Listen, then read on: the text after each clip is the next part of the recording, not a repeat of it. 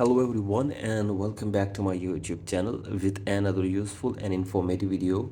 So guys, in this video I'm going to show you how to turn off auto enhance on your iPhone's camera and photos.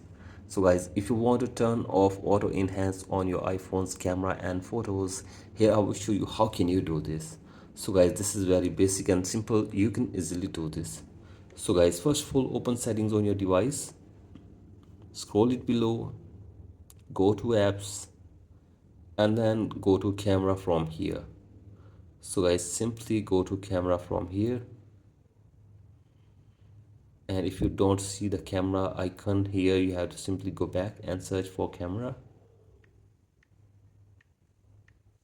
then tap on camera from here, and from here you have to scroll it below,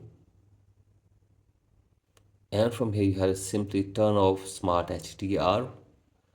Again, you have to simply scroll it above side, and then you have to simply tap on preserve settings, and you have to simply turn off all these toggles. So guys, you have to simply turn off all these toggles, and after this the auto enhance feature will also be turned off with these settings.